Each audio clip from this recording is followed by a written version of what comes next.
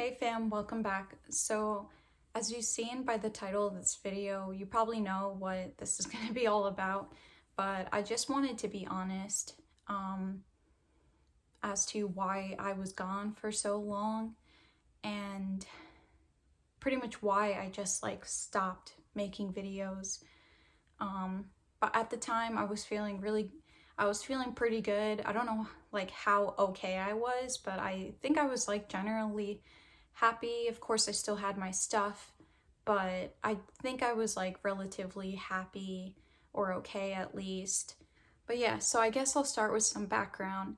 As I said in my 20 facts about me video, I suffer from bipolar 2 disorder, PTSD or CPTSD, anxiety and depression, and then I have all my physical ailments and chronic illnesses and stuff.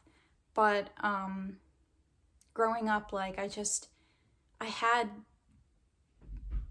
I there were moments of my childhood that were good, of course, everybody could pick out good things in their childhood, but unfortunately, a lot of my trauma stems from my childhood, pretty much on up. Just yeah, a lot of my life was, I would say, pretty traumatic enough that I got PTSD. But yeah. So anyway, I could pretty much pinpoint one single event from when everything pretty much just went downhill.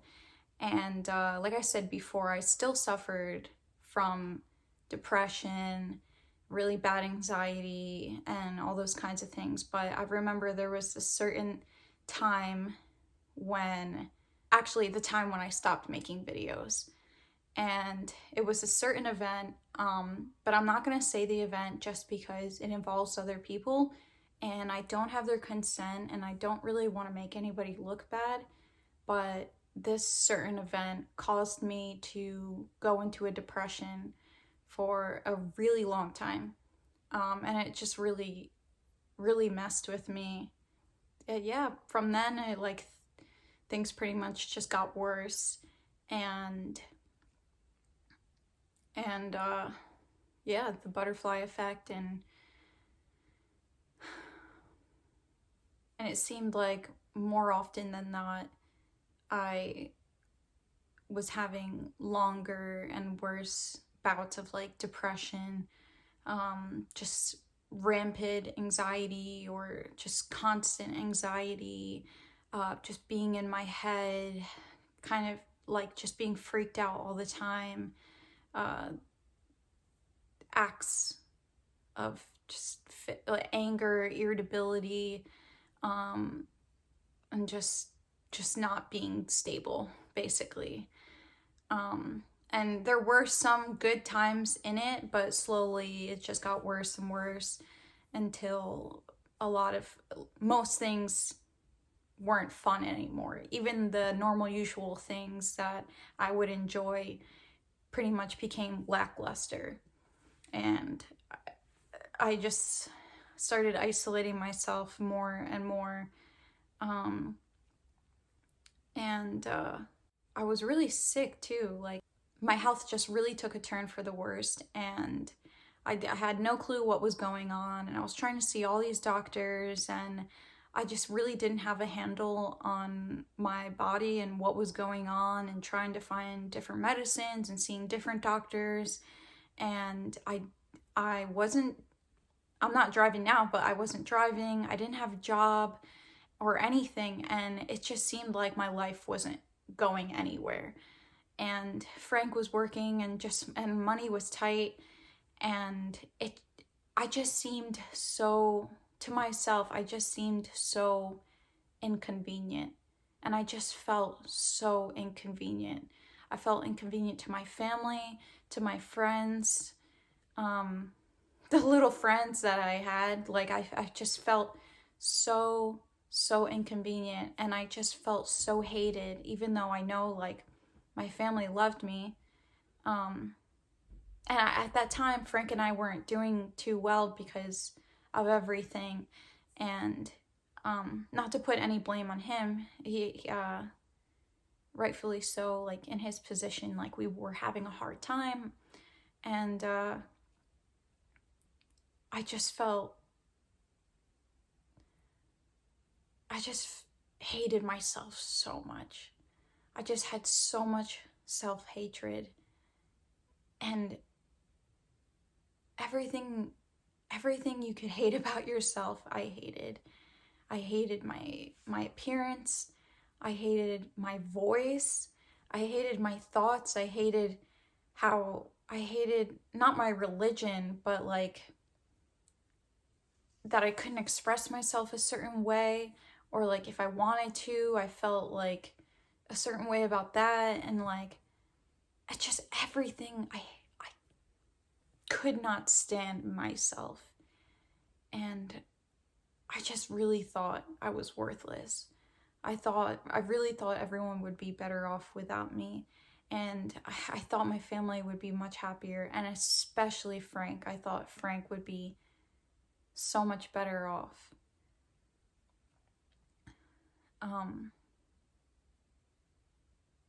Yeah, that was really hard. That was definitely a big thing, is I just felt so sorry for Frank, and I felt that if I was gone, a huge weight would be lifted off of his chest. Yeah, that was a hard time. But I self-harmed. I, did what you do when you feel like there's nothing else you can do and you don't know where else to put the pain or the energy. Yeah, unfortunately, if you're watching this, you may know what I'm talking about. And it's just an awful, awful feeling. And yeah, you don't want to live. You don't know how to live. You wake up every day wanting to die. And it's just a terrible thing that no one should have to go through or should ever feel. Yeah. But anyway, so I'll get into the story.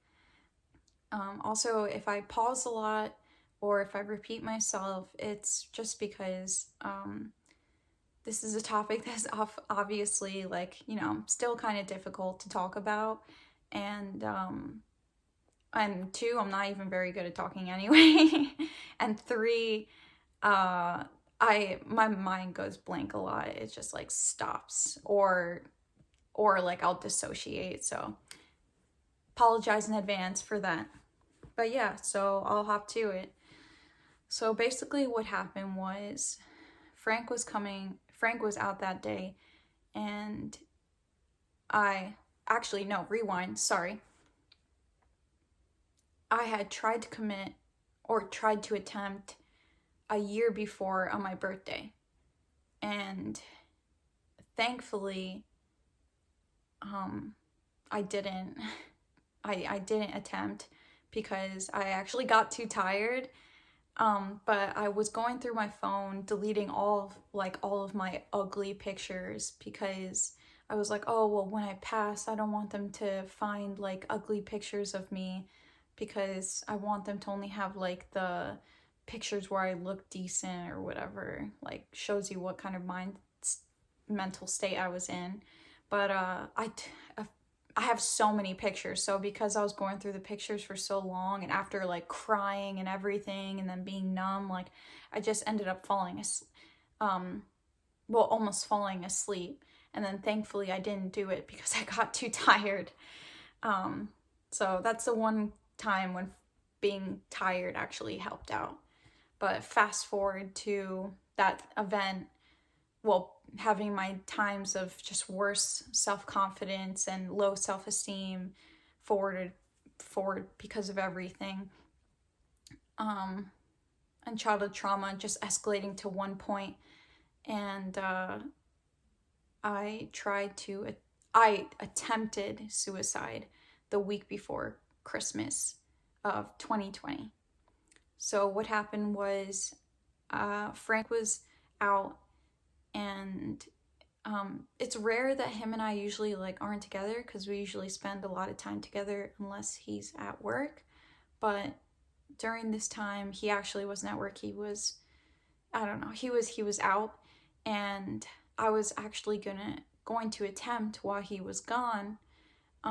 So I had taken a shower because I wanted to be clean, and I didn't want to be smelly when the paramedics found me because I get really smelly when I like cry and get anxious. It's ridiculous, but I wanted to be clean when they found me. Um, and then I didn't want to be like a grease ball because I was so depressed. I hadn't showered in like who knows how freaking long. So I wanted to be like clean. And then like our room was like filthy because once again depressed, um suicidal. So I actually ended up pushing everything into my closet, and I kind of had everything planned down to like what I was going to do. Like I had the day planned out, like I had which day I was going to do it. And so yeah, I pushed everything into the closet. I showered, and then I waited in bed. And I actually made like a little video. I don't know if I'm gonna insert it, but I made a little video. Um, and I couldn't even really like, the video was like pretty terrible. Um, I was gonna make like a goodbye video for like my family, but it didn't really turn out that way just because it was just, my head was just like not in a good place, obviously. But I yeah, I just waited in bed, and I texted Frank for when he was coming home, and he was like, "All right, I'm gonna be home in like an hour. I'll take I'll take pills, and then he'll come home and find me, and I'll have passed away, and or whatever happens." And like I really didn't know if I was gonna die or not, but I just feel like I had no other options. Um, like suicide isn't really like a choice. You don't feel like you have a choice, and most of the time you don't. You want to die, like you do, but like you don't know how else to deal with life anymore. Um, Putting it very mildly, or just the cruelty, or like the meanness of life, I guess, or whatever it may be.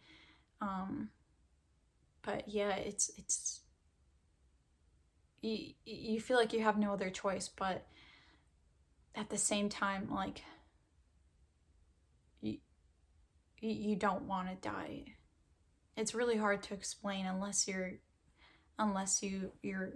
in that position, or you've been there and it's happened, or you're suffering as well. Um, but anyway, so I I texted Frank, and then I was like, all right, he'll be home, so I'm gonna take these pills, and then he'll find me. But I actually ended up falling asleep again, which is really really good. But I actually ended up falling asleep again because after doing everything, being so depressed and suicidal, it just took all of the energy out of me by showering and pushing everything into the closet. Like all the energy that I had, like it took it out of me, and then crying, I just was exhausted, so I ended up falling asleep. Frank came home, and I woke up and I was like, "Oh my gosh, like I was supposed to take the pills, and I still wanted, like I still knew what I was going to do. Like I still had my focus on it." So he ended up like coming upstairs, and this part gets really really foggy for me. Like I remember kind of like what happened, but it's very foggy for me. So I might have to do like a future video with like Frank, like what happened from his point of view. But Frank was in the room, And then I don't know if we talked about it, but I still was like, I'm gonna kill myself. So like I had one objective and I was gonna do it. And I just wasn't making any sense really. And when you're at that state of mind, like you're not thinking clearly, and you're just like, I don't know, you're like zombified. Like you're not thinking clearly, and your brain is just like out of control, and it's just it's really bizarre. I don't know how else to really describe it, but like I had one objective and that's what I was going to do. So I ended up trying to like guzzle the pills, and then Frank like freaked out, rightfully so, and he like lunged at me. He like lunged, and then he tried to get the pills out of my mouth, but he like couldn't, but he kept trying to like get them out with it, like his hands and stuff, and was like, he was like yelling at me, and he was like, Karen, like spit the pills out, like spit them out. And I didn't want to. And so we're like wrestling around the room and like all this stuff, and it's just crazy. And he's trying to get these pills out of my mouth, but I end up like crushing them like between my teeth, like, and like just, and that's one thing I do remember fully, because the taste was just vile. It was like battery acid. Like it tasted disgusting, and it was just awful. And it actually ended up like burning like my whole tongue later on. I don't know how, but like it did. And like the skin kind of like came off and stuff, but I wasn't gonna let him get them out of my mouth, so I just chewed them and crushed them and then like swallowed them. And it like congealed together, and it was just like this big ball, and it was disgusting, but I did it. And then he like, I think he got my other pills away, and then like all these pills flew on the floor, so I try like grabbing those and getting them in my mouth.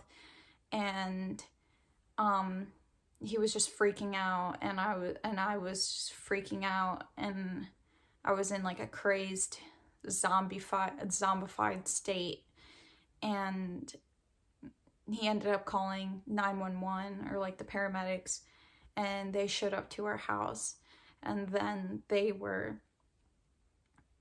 came upstairs to the room, and I think I was just like crying, and I was like balled up, just like crying. And they were like, did you know what you were doing? Like, did you try to do this on purpose? And I was like, yep. And they're like, all right, like, we're gonna have to take you to the hospital then. And I was just like, all right. So, well, I probably just like shook my head or something. And then they like walked me out. And I remember like one thing of my pills being on my dresser as I was walking out of my room. And I saw them, and I was gonna like dive in and just like guzzle more. But as I saw them, one of the like EMTs or something like saw them at the same time, and we both kind of like made eye contact. And then he was like, I don't think that's a good idea. And he said something to me, and I don't remember what he said, but he was basically like said like, don't even try it. He might have even said that, but I was like, all right, like I'm not gonna F with that. So we went downstairs, and I just feel really bad for my brother, because he lives with us, and he was probably confused as hell and obviously upset. But I don't even remember, like, I don't even remember seeing him or anything like that. But they took me out to the ambulance, and then I think Frank went in another car. And I remember going into the ambulance, and they put like an IV in me, and I kept like scratching at the IV, and like trying to like undo the tape and stuff, and they were very like very stern with me. And I could see why, because like you never know, like with people they come in contact with, like they may do like just crazy things, might try to hurt them or themselves further and stuff like that. So I was trying to get the IV out, and the guy was like, if you keep doing that, we're gonna have to restrain you. So if you do that, we're gonna have to take further action. So I was like, and I stopped. Thankfully I stopped. The ride there was miserable. I remember that. It was just so cold, and I was just so sad. Yeah, sorry. It was just me and the paramedics in the ambulance, and me just with my head down, you know, trying, like, just, I'm not very good at words. I don't have the words for it, but just obviously very sad and upset. But we get to the hospital, and then I don't remember if they wheeled me from the bed, if they wheeled me to a bed, or if I walked. But we get to the hospital, and Frank is there. He stayed with me the entire time. Like he wouldn't leave. He wouldn't do anything. Like he kept his eyes on me, and like he just watched me the entire time being at the hospital. But my mom and my brother and his girlfriend ended up coming, and I don't remember if anybody else did, but they all came to the hospital, and they were in the waiting room. But I just, in the state that I was, like, I refused to see them because I didn't want them to see me that way. And also I was just so done with life too. Like I just didn't want to see anybody. I still, I still wanted to die. So I was kind of pissed that I couldn't go out with my plan, thankfully. But so like I refused anybody seeing me.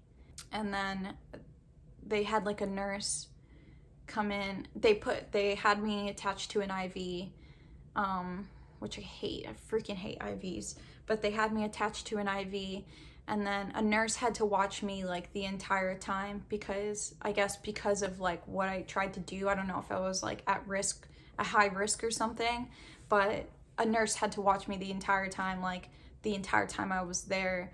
And they like had a little table, and they just sat there like pretty much being in the room. And then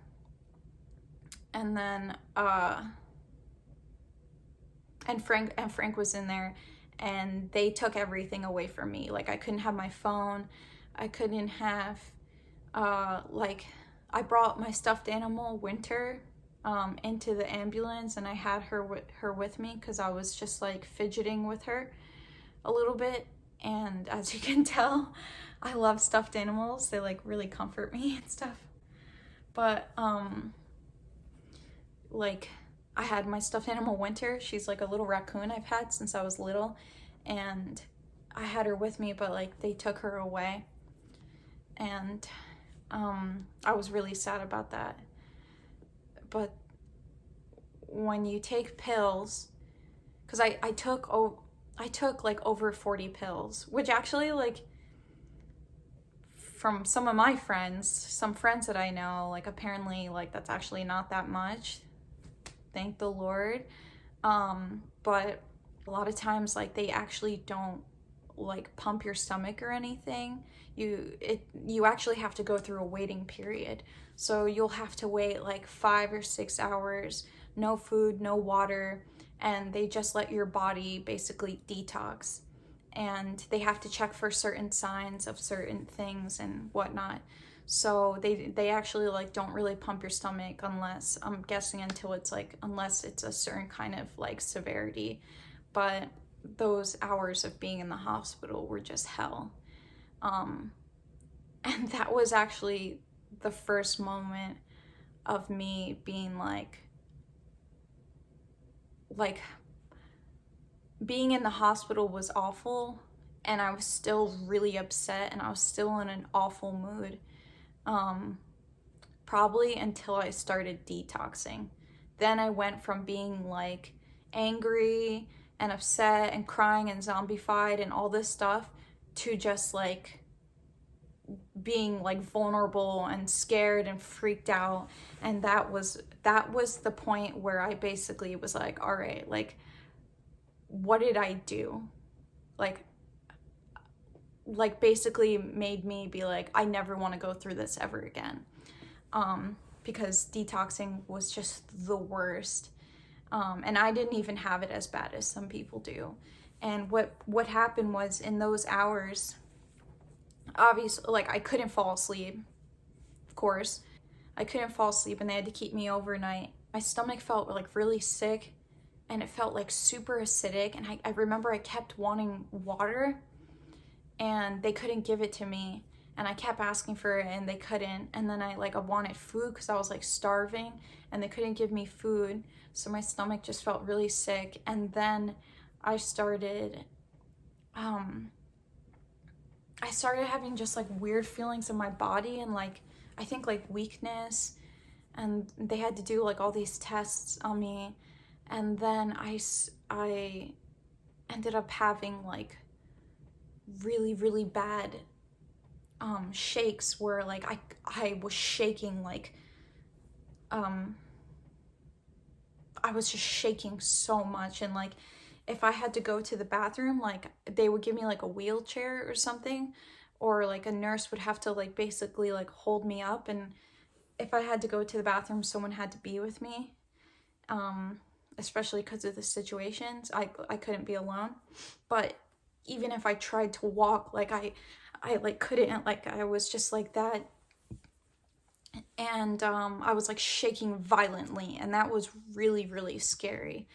And I like could barely open my eyes. Like everything like hurt, like lights and like loud noises, and everything was just like ee! And I was just shaking, and the lights were so bright. And then I got like the worst case of vertigo like I've ever gotten in my life, and everything was spinning. Everything was spinning, and I couldn't see straight. I couldn't walk straight. I was shaking violently. And I was scared. Like I was scared out of my mind. And at that point, I just felt so helpless and vulnerable and freaked out. And I was like crying too. And then that's when they finally moved me to the room I was gonna go in before being hospitalized. And that was really, really scary. And that part was very traumatic for me. Even remembering it like makes me very uncomfortable. But but that's the first part of this video. If I left out any details, I'm sorry. I probably did, because a lot of stuff is very hard to remember. And once again, like the topic makes me a bit uncomfortable. Also because of it being just like a traumatic event, I don't remember everything. And Frank might remember more. But yeah, so that's part one of this video. And I just want to say like it's not worth it.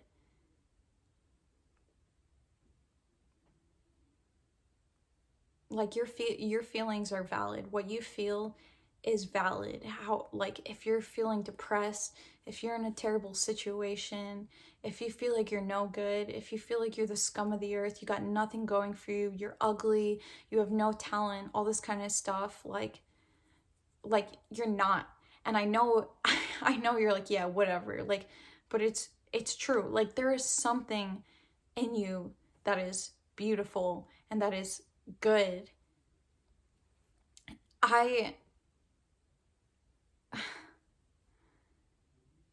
Everybody has their different things about them, and if we all looked the same and acted the same and believed the same things, like we would be so boring.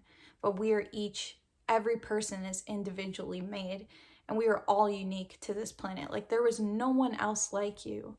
And that would sometimes make me upset, because I'm like, well, why do I have to be this individual? Why do I have to be this person? Why couldn't I be that person? Like, why do I have to look like this? Why do I have to be like this? I hate myself.